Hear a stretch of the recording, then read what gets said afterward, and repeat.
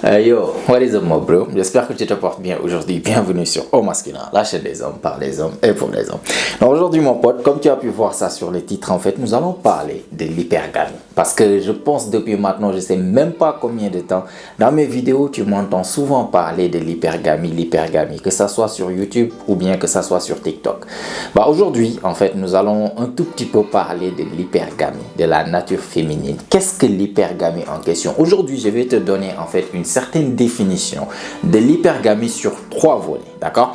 Donc déjà, ce que tu dois comprendre déjà par rapport à l'hypergamie, avant de venir à l'hypergamie en question, je veux que nous remontions un tout petit peu dans le temps pour parler de ce qu'on appelle la stratégie sexuelle de l'homme et de la femme, ce qu'on appelle en anglais sexual strategy. C'est-à-dire quoi?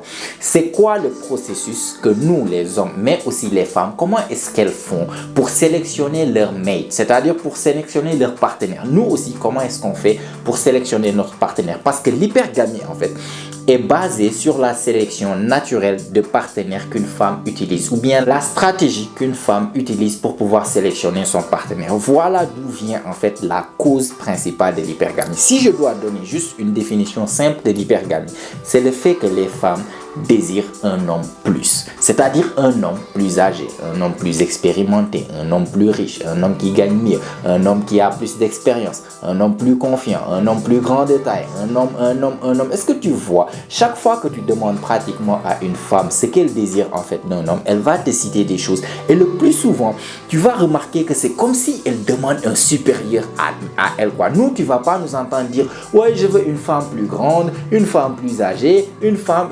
Nous, la majeure partie des cas, c'est plus en fait l'attraction physique qui est la plus importante pour nous. Pour les femmes aussi, l'attraction physique est importante aussi également, mais pas autant important que nous. Nous allons en venir en fait tout à l'heure. Du coup, juste pour t'expliquer que l'hypergamie, c'est le fait qu'une femme veut un homme d'égal de valeur socio-économique, voire même plus. Et d'où est-ce que ça vient? Parce que la stratégie sexuelle de l'homme, c'est quoi?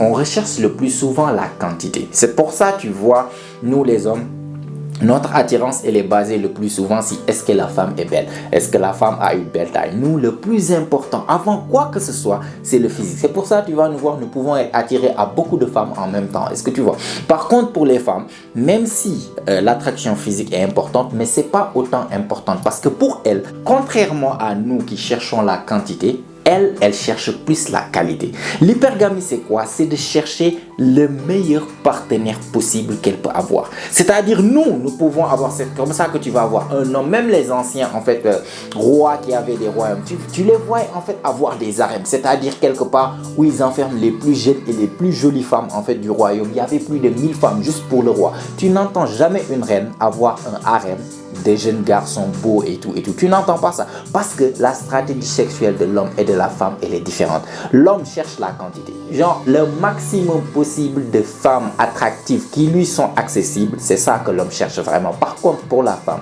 parmi toutes ces options, elle cherche qu'une seule chose, c'est-à-dire la meilleure option possible, le meilleur mâle possible. C'est pour ça la femme, elle est de nature hypergame. L'hypergamie, c'est quoi? C'est de toujours trouver la meilleure chose possible. Du coup, dans sa nature, elle, ce qu'elle cherche, c'est l'homme qui est plus, le meilleur homme possible qu'elle peut attirer elle. C'est ça que sa nature demande en fait. Voilà pourquoi on parle de l'hypergamie. Et l'hypergamie, elle est basée sur 3 volets. Parce que comme je vous ai dit, la femme, elle cherche quoi? Un homme, genre de base. Si on remonte en fait dans le temps, à l'époque où on vivait pas dans le monde moderne, mais dans un monde un tout petit peu plus rudimentaire, dans un monde un tout petit peu plus difficile, avec des conditions plus précaires, avec des prédateurs, avec des tribus voisins, des tribus rivaux, avec des royaumes rivaux, avec la possibilité de mourir de, je ne sais pas, d'une petite infection, d'une petite maladie, n'importe quoi, la possibilité de mourir arracher la tête par un lion. En fait, il y avait toute cette chose.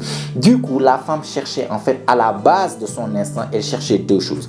Un provisionneur et un protecteur. Ces 2 choses-là étaient la chose que la femme cherchait. Et ces 2 choses-là, si tu regardes bien, ça a suivi, en fait, l'évolution des femmes, même jusqu'à l'ère moderne actuellement, où nous vivons dans un monde civilisé, où nous n'avons plus besoin, voilà, de toutes ces choses, en fait, voilà, comme à l'époque. On n'a plus besoin de courir pour échapper des prédateurs. On n'a plus besoin de mourir d'une simple maladie, infection, d'un rhume. Est-ce que tu vois? Mais par contre, cette chose, elle est restée dans leur instinct. Elle est restée dans leur cerveau reptilien. Même jusqu'à maintenant, inconsciemment, elles cherchent toujours ces 2 choses chez l'homme.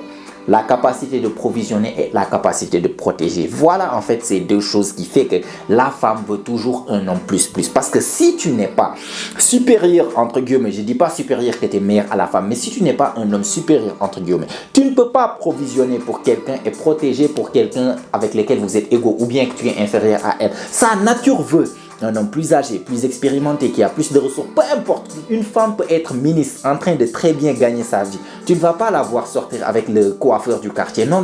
Elle va chercher aussi un autre ministre, ou bien le premier ministre, ou bien même le président. C'est ce qui l'intéresse. Pourquoi? Parce que dans sa nature, elle cherche toujours plus. C'est pour ça, même si on s'en fout de combien d'argent la femme fait, tant qu'elle a un statut social, elle cherchera toujours un homme de statut social égal, de préférence plus. Pourquoi? Parce que sa nature veut ça. Sa nature, dans son cerveau reptilien, elle cherche toujours à avoir l'homme qui peut provisionner et protéger. Et tant que tu n'es pas au-dessus d'elle, tant qu'elle ne peut pas te voir comme cet homme plus grand qu'elle, plus fort qu'elle, plus âgé qu'elle, plus expérimenté qu'elle, plus, je sais pas, courageuse qu'elle, plus,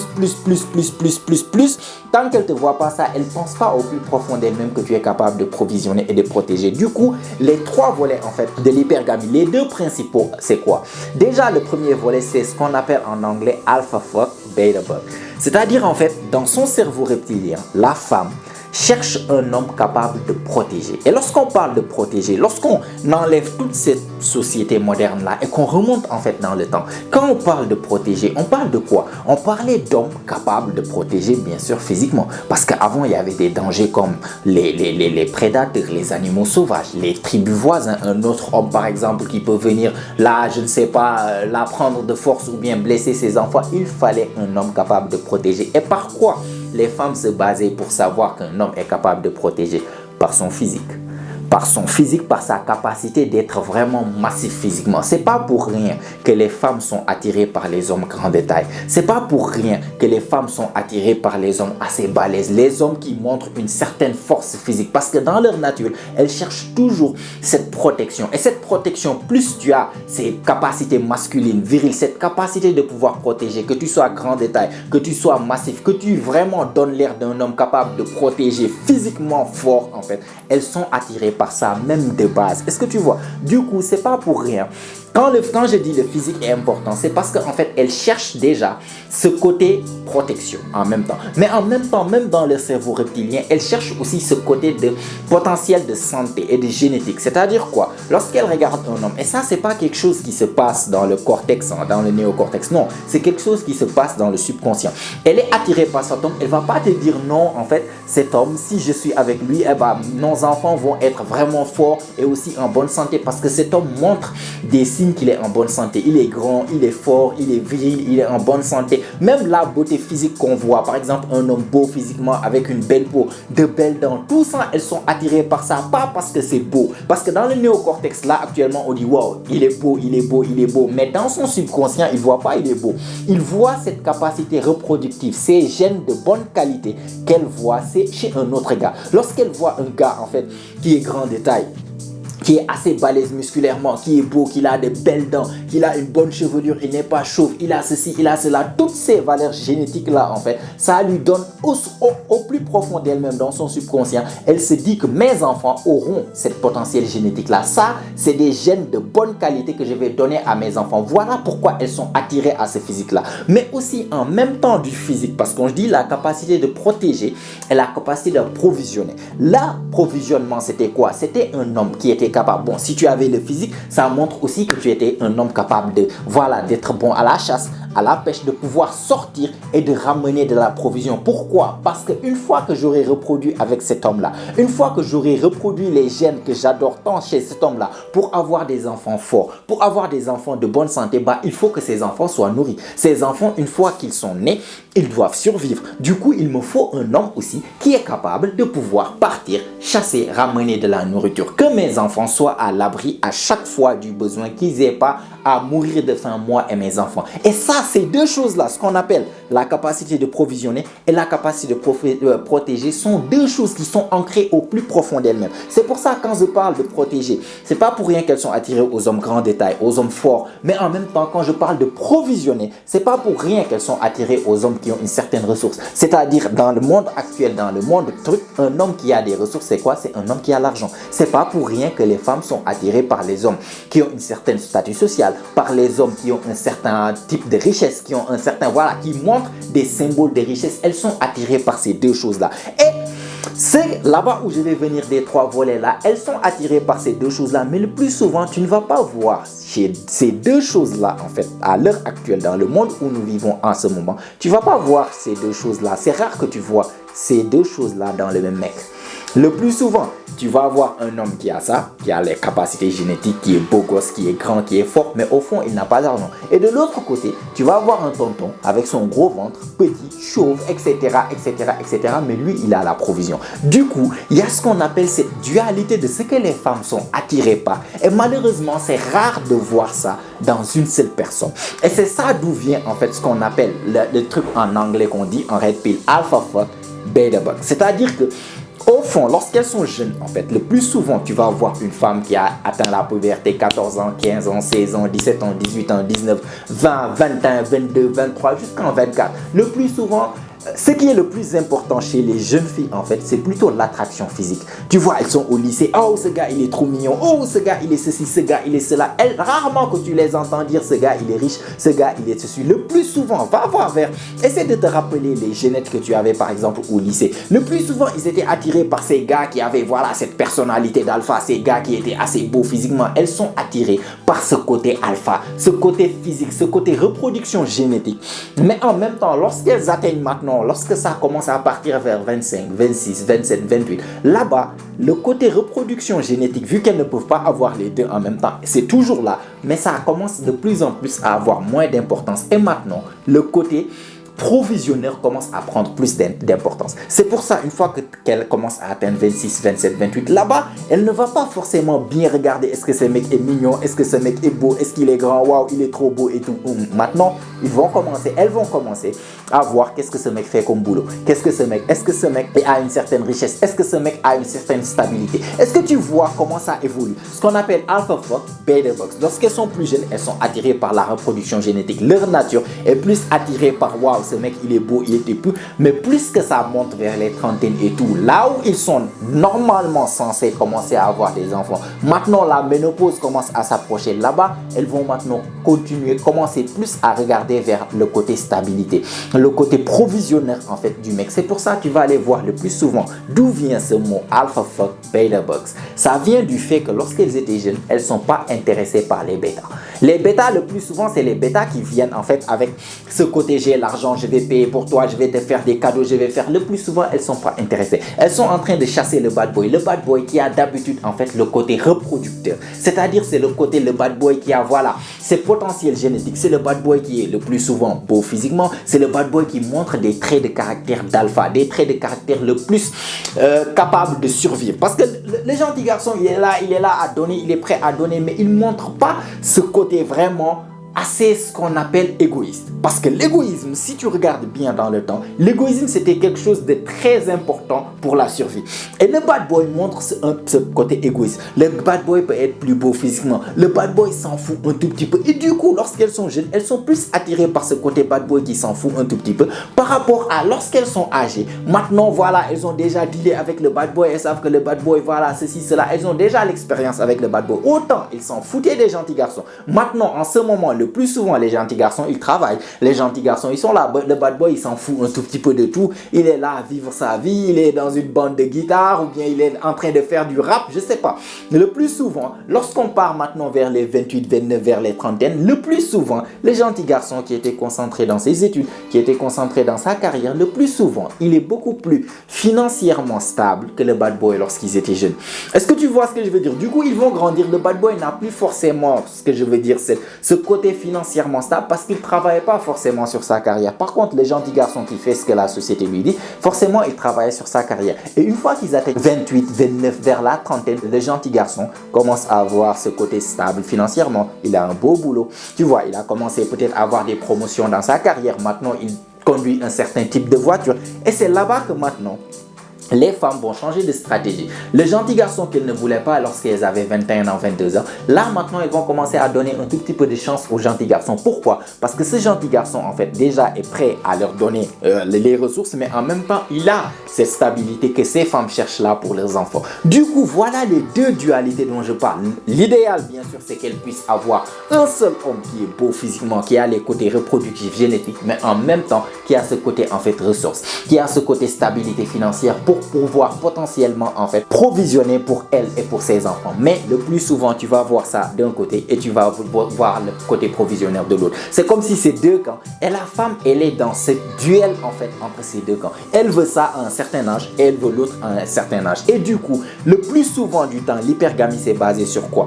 L'hypergamie c'est quoi? C'est chaque fois qu'elle est avec un mec elle va se poser la question, est-ce que ce mec c'est le meilleur que je peux faire? Est-ce que ce mec, c'est vraiment parmi toutes mes options, c'est le meilleur homme que je peux obtenir? Voilà pourquoi le plus souvent les femmes quittent les relations. Parce que pourquoi? Nous, tu vas voir les mecs, lorsqu'ils ne sont pas satisfaits dans une relation, le plus souvent tu vas les voir aller trompés, mais ils reviennent dans leur relation. Ils ne quittent pas forcément les relations parce que leur stratégie sexuelle c'est la quantité. Eux ils adorent la quantité. Par contre la femme c'est la qualité. Lorsqu'elle sent que tu n'es plus forcément la meilleure option qu'elle peut avoir, garantie il y aura un moment donné, elle va essayer de trouver la meilleure option. Faire du monkey branching à la seconde où elle trouve en fait l'autre option et te quitter pour aller partir vers la meilleure option qu'elle pense pour elle. Parce que sa nature la pousse à toujours partir vers la meilleure option. Du coup, pour combattre l'hypergamie, tu ne peux pas combattre la nature féminine. C'est leur nature. Elles chercheront toujours ce qui est mieux pour elles. C'est pour ça, en tant qu'homme, pour vraiment contrecarrer la nature, tu dois lui montrer, ou bien tu dois montrer de certaines valeurs qui montrent que tu es la meilleure option possible. Et c'est pas seulement que tu dois être le plus beau, ou bien que tu dois être, je sais pas, le plus riche. Le plus souvent, c'est là-bas où je vais venir au troisième volet même, juste pour te montrer comment c'est structuré. Le troisième volet dont personne ne parle en matière d'hypergamie, c'est comment tu te comportes. Parce que je trouve que comment tu te comportes avec la femme joue un très grand rôle sur la valeur que tu as par rapport à cette femme-là. Parce que souvent, tu vas voir certains hommes qui ont le physique, mais qui n'arrivent pas à regarder une femme. Certains hommes qui ont de l'argent, on a vu ça plein de fois. Un homme qui est beau physiquement et tout, et la femme l'a quitté pour un tonton qui a de l'argent. Ou bien un tonton qui est vraiment riche, le plus riche possible et tout, et il se fait tromper par, je sais pas, le jardinier, ou bien le garde du corps, ou bien le personal trainer, c'est-à-dire le coach de salle là, de la femme. On voit ça souvent. En fait, dans les deux cas, c'est pas forcément que tu as forcément ça. Déjà, ça dépend de la femme, mais aussi ça dépend de comment tu te comportes. Parce que l'hypergamie, c'est basé sur quoi? Sur la satisfaction de savoir que je suis avec un homme supérieur. Du coup, si toi, imaginons que tu as le côté physique et tu as même le côté ressources, mais comment tu te comportes avec elle? Tu te comportes d'une telle manière que c'est comme si tu la mets sur un piédestal. Lorsque tu te comportes et que tu mets une femme sur le piédestal, les hommes qui me regardent, vous me comprenez très bien. Chaque fois que tu avais mis une femme sur un piédestal, est-ce que tu avais eu cette femme? Il y a de grandes chances que non. Chaque fois que tu avais une copine et que tu l'as traitée, je sais pas, tu l'as mis sur un piédestal, c'était clair que dans cette relation, elle avait plus de valeur que toi. Où est-ce que ça a abouti?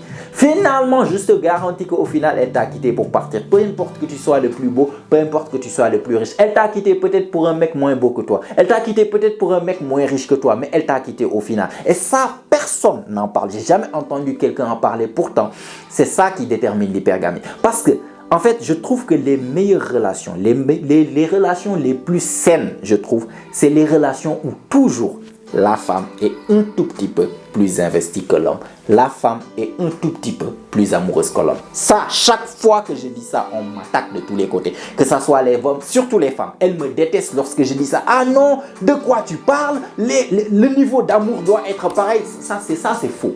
Jamais tu vas voir, en fait, dans une certaine relation, que le niveau d'amour soit pareil et tout Il y aura toujours, même si elles s'aiment à fond, il y aura toujours un qui va aimer l'autre le plus. Et de préférence, je le dis souvent, les femmes me disent non, non, mais leurs actions disent le contraire.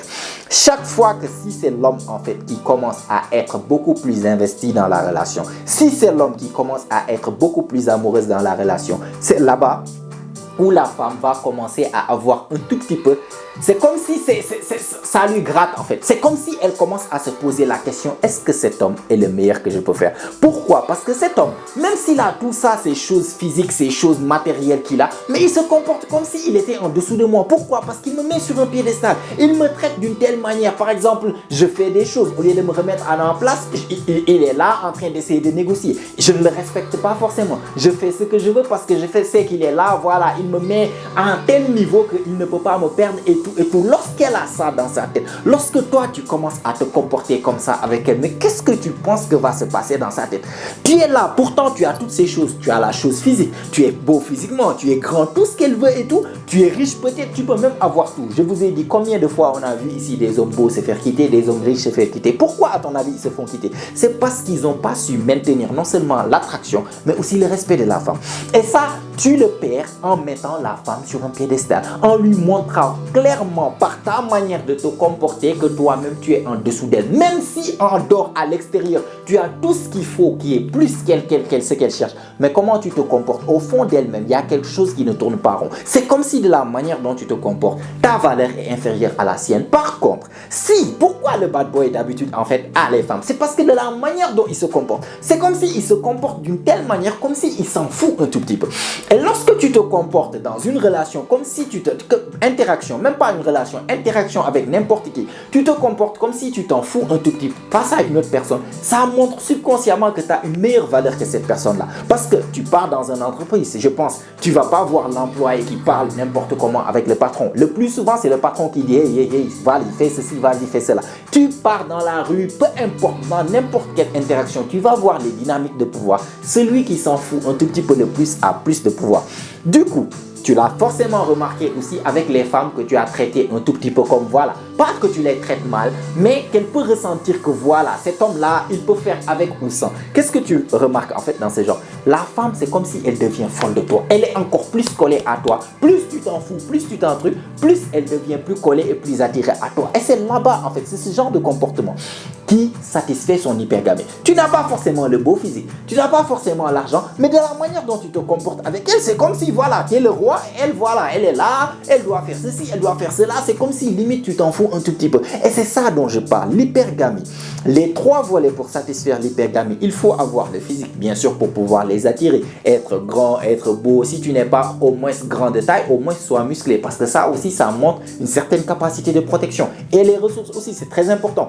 Parce que tu peux être beau physiquement comme un dieu, je sais pas. Ça va être très cool pour toi lorsque tu seras au lycée, lorsque tu seras à l'université. Mais lorsque l'âge avance, tu commences à avoir 30 ans, 31 ans, 32 ans, 33 ans, 35 ans, 36 ans. Tu es toujours vraiment un clochard mais qui est beau. Je te garantis que tu vas remarquer très rapidement que les femmes ne vont plus te prendre au sérieux. Pourquoi? Parce que tu n'as pas cette capacité de provision. Tu vois, donc c'est très important d'avoir les deux. Mais en même temps, la manière dont tu te comportes, je ne vous dis pas de traiter les femmes comme de la merde. Mais ce que je vous dis, c'est la réalité des choses. Vous pouvez m'attaquer comme vous le voulez. Mais ouvrez les yeux et juste observez vos interactions. Vous allez remarquer ça. Une femme, les meilleures relations, les plus saines, même pour attirer une femme, je te dis, elle te connaît ni d'Adam ni d'Ève. Tu la traites dès le début, tu la mets sur un piédestal, elle ne sera pas attirée par toi. Garantie, il y a de grandes chances que tu ne l'auras pas. Par contre, tu la traites comme tu traites une 3 sur 10 dont tu t'en fous un tout petit peu. C'est comme si c'est subconscient. Elles sont attirées par le gars qui ne répond pas forcément rapidement à leur message.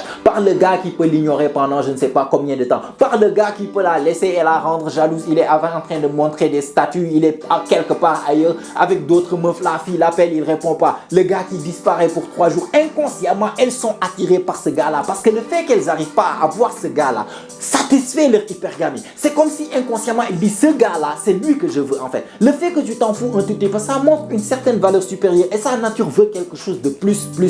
Elle va te poursuivre. Du coup, c'est pour ça que je t'ai dit, et le côté physique, et le côté financier, mais aussi dans la relation, les meilleures dynamiques, je te le dis et je te le redis, les meilleures dynamiques, c'est quand la femme est un tout petit peu plus investie que toi dans la relation. C'est quand la femme est un tout petit peu plus amoureuse. Tu peux être investi, tu peux être amoureux de la femme, mais assure-toi toujours que son niveau d'intérêt pour toi est plus élevé pour toi. En tout cas, même si ton niveau d'intérêt est plus élevé, tu ne dois pas montrer ça de manière tellement évidente qu'elle sait pertinemment que en fait, tu es beaucoup plus amoureuse qu'elle ou bien que tu tiens beaucoup plus à cette relation qu'elle. À la seconde où elle sent ça, je te le garantis, c'est quelque chose que j'ai observé, c'est quelque chose que j'ai vu des tonnes et des tonnes de fois. Ouvre les yeux et observe et je te garantis, tu vas voir ça. À la seconde où elle sait que ce mec-là est plus investi, ou bien ce mec est plus amoureux, ou bien ce mec ne peut pas faire sans moi, c'est en ce moment que tu vas voir qu'elle va commencer à changer de comportement. Nous, on voit une femme folle de nous, on voit une femme qui est prête à mourir pour nous, nous on adore ça. Rarement que tu vas nous voir torturer une femme ou bien la laisser là-bas parce qu'elle nous donne trop de valeur. Non, mais une femme à la seconde où tu commences à donner trop de valeur, que ce soit au début, que ce soit avec la relation, surtout une valeur qu'elle n'a pas méritée. Une femme avec le temps qui t'a prouvé et tout, bien sûr tu peux faire des efforts pour elle. Mais une femme qui n'a même pas mérité cette valeur ou bien cette chose que tu fais pour lui, au fond d'elle-même, elle sait qu'elle ne mérite pas. Garantie dans sa tête, elle ne le pense pas consciemment, mais inconsciemment, son cerveau reptilien est en train de faire alerte, basse valeur. Tout ton comportement montre une basse valeur par rapport à elle et directement, son intérêt va commencer à baisser. Pas d'un coup, hein. Petit à petit, tu vas voir qu'elle va changer un tout petit peu de comportement, qu'elle va devenir un tout petit peu moins agréable, elle va devenir un tout petit peu moins coopérative, elle va commencer petit à petit à créer des problèmes pour moindre petite chose. Vous allez vous disputer, avant vous disputiez, tu parles un peu, elle c'était. Maintenant tu parles, elle parle, hein? Avant vous disputiez un tout petit peu, 2 jours, 3 jours, même pas 2 jours, un seul jour, elle venait t'écrire, écoute, faut qu'on parle et tout. Maintenant elle peut rester une semaine, elle s'en fout un tout petit peu. Tu vas petit à petit remarquer son niveau d'intérêt baisser jusqu'au final. Il n'y aura pas forcément d'intérêt, elle va te quitter pour un autre gars. Pourquoi? Parce que la manière dont tu te comportes ne satisfait pas sa nature hypergame. Du coup, c'est pour ça que je vous dis, toujours les 3 volets. Travaille sur ton physique, travaille sur tes ressources, mais aussi travaille sur tes interactions.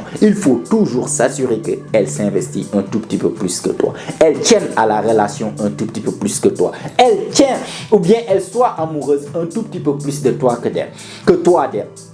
Sois amoureux, tiens à la relation, même peut-être plus qu'elle. Mais ce que tu dois montrer, ce qu'elle doit voir dans tes actions, ça c'est un mec qui peut faire avec ou sans moi. Ça c'est très important. Ça c'est un mec qui peut avoir une autre femme comme moi demain si je pars. Ça c'est un mec qui est capable de me remplacer. Ça c'est un mec qui, même s'il tient à moi, peut-être demain, voilà, il est plus intéressé par les choses qu'il doit faire, sortir avec ses potes, ceci, cela. Parfois je suis là, j'ai du mal même à avoir ce mec juste pour moi. C'est ça qui va la rendre le plus amoureuse. C'est ce que tu vois. Donc voilà, je vais pas trop rester à parler trop par rapport à ça parce que la vidéo commence à devenir trop longue. En tout cas, j'espère que tu as compris ce que je voulais t'expliquer par rapport à l'hypergamie, les 3 volets de l'hypergamie. Pourquoi elles sont attirées par le physique, pourquoi elles sont attirées par les ressources, c'est-à-dire l'argent, mais aussi qu'est-ce qui fait vraiment la différence entre les comportements. Parce que comme je vous ai dit, tu vas avoir une femme qui quitte un homme beau, qui quitte un homme riche. Qu'est-ce qui fait qu'elle reste vraiment? Ça, c'est ton comportement qui va déterminer ça. D'accord? Donc voilà mon pote, en tout cas, j'espère que tu as compris, tu as aimé, tu as apprécié la vidéo. Si c'est le cas, vas-y, mets-moi un like, ça fait toujours plaisir. Abonne-toi aussi si ce n'est pas encore fait, car comme tu sais, chaque semaine, on lance des vidéos ici, notamment chaque jeudi et chaque dimanche. Et toutes ces vidéos ont pour but de t'aider à devenir la meilleure version de toi-même, la meilleure version masculine de toi-même. Donc abonne-toi, mets-moi des choses dans les commentaires, qu'est-ce que tu penses de ce sujet. Et si tout ça est fait mon pote, comme d'habitude, on se retrouve toi et moi la semaine prochaine, même heure, même chaîne. Surtout n'oublie pas mon pote, c'est ici que ça se passe. Allez, prends soin de toi mon pote. Ciao ciao.